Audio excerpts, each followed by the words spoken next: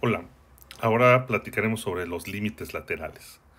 Frecuentemente, para aproximarnos a el valor que toma una función en algún lugar, nosotros no necesariamente quisiéramos averiguar la tendencia de esos valores cuando son próximos a un punto, pero aproximándonos por todos los lugares posibles a ese punto. Frecuentemente no nos interesa o no lo podemos hacer o sospechamos que no vale mucho la pena calcular cuál es la tendencia si nos aproximamos por todos lados. A veces es más práctico si nos aproximamos únicamente por la izquierda o únicamente por la derecha. A veces solo es posible que hiciéramos esto aproximándonos por uno solo de los lados. Y a veces podríamos obtener también valores distintos al aproximarnos por el lado izquierdo que si nos aproximamos por el lado derecho. Veamos algunos ejemplos. Como primer ejemplo, consideremos esta función f de x igual a la raíz cuadrada positiva de x. Bueno, como todos sabemos, el dominio de esta función no es todo el conjunto de los números reales. El dominio de esta función es tan solo el intervalo 0 infinito cerrado por la izquierda.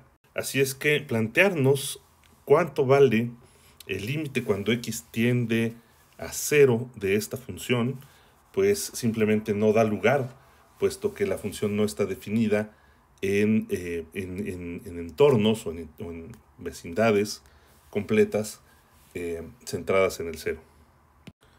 Como segundo ejemplo, consideremos la siguiente función.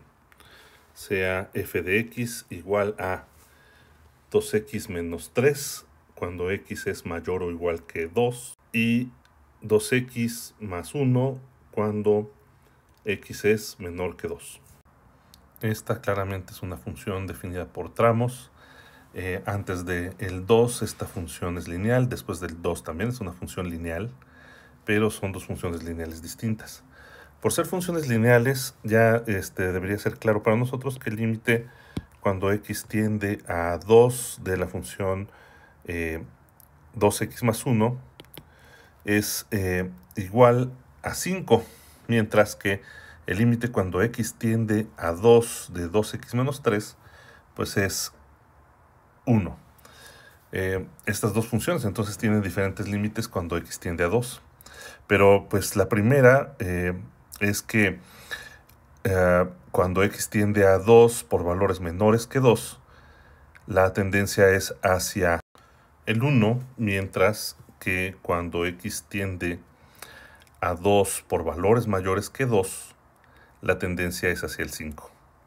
En estos casos, entonces, lo que ocurre es que nuestra función no está siendo convergente pues, ni al 5 ni al 1, pero sí por la izquierda tenemos que el límite cuando x tiende a 2 es 1 y el límite cuando x tiende a 2 por la derecha es 5.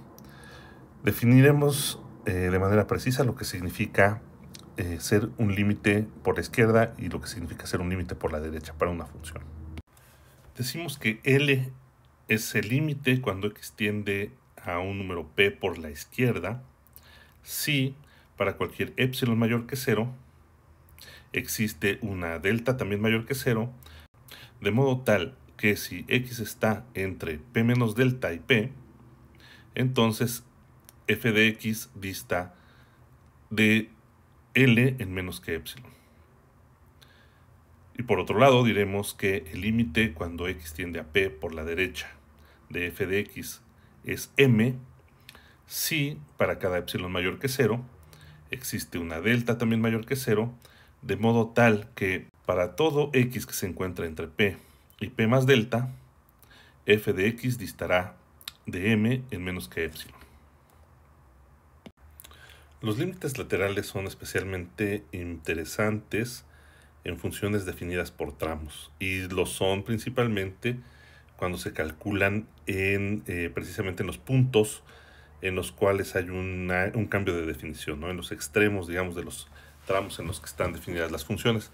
En este ejemplo que vemos aquí, pues bueno, ese punto de transición es precisamente el 2, ¿no? Entonces, especialmente interesante sería, en este caso, calcular el límite cuando x tiende a 2 de esta función f de x, pero así como está definida, pues no aproximarnos al 2, pues tiene sus peculiaridades. Entonces, para esto lo que deberíamos hacer es, en lugar de pensar en el límite, simplemente podemos pensar en los límites laterales. Por ejemplo, el límite cuando x tiende a 2 por la izquierda de esta función f de x, pues es igual a 2 al cuadrado menos 5, lo cual es igual a menos 1, ¿cierto? Porque, pues bueno, en el caso de los valores, bueno, cuando x tiende a 2 por la izquierda, nosotros estamos tomando valores de x menores que 2, y para ellos está definida la función de este modo, como x cuadrada menos 5, que, pues bueno, sabemos que es una función para la cual podemos simplemente sustituir cuando tratamos de calcular el límite, ¿verdad? Y en este otro caso, cuando nosotros calculamos el límite cuando x tiende a 2, pero ahora por la derecha de esta función f de x, bueno, pues eso será entonces utilizando los valores que salen de esta función, 3 menos 2x, porque el caso x mayor que 2, pues está incluido en esta situación. Entonces, bueno, pues esto será justamente 3 menos 2 por 2, ¿verdad? Que es nuevamente el resultado de reemplazar 2 por x en esta función. Y bueno, pues esto nos da también igual a menos 1. Y como menos 1 nos sale en ambos límites laterales, nosotros podemos estar seguros de que el límite cuando x tiende a 2 a secas, simplemente el límite cuando x tiende a 2 de esta función f de x es igual a menos 1. Y ocurre esto debido a que, bueno, cuando ambos límites laterales coinciden, podemos tener la garantía de que nuestra función f de x está siendo entonces también convergente a este mismo límite común, debido a que los valores próximos a x pues deben que estar de alguno de los dos lados, ¿sale? Nosotros podemos entonces demostrar que si los dos límites laterales coinciden, como en este caso, entonces coinciden también con el límite, es decir, nuestra función tiene límite y es igual a el valor común de los límites laterales. Por otro lado, es muy claro que si una función tiene límite, entonces los límites laterales pues también existen y deben ser iguales a este valor, el límite. Hagamos la demostración de este hecho. Si los límites laterales de f de x coinciden, entonces el límite de nuestra función es igual a este mismo valor común. Dicho un poco más ampliamente, sería así. Si el límite cuando x tiende a p por la izquierda de f de x es igual al límite cuando x tiende a p por la derecha de la misma función f de x, y este valor común se llama L, entonces L también es el límite cuando x tiende a p de f de x. ¿Cómo se demuestra este hecho? Bueno, pues como siempre iniciamos iniciamos con una epsilon mayor que 0 que alguien nos haya dado.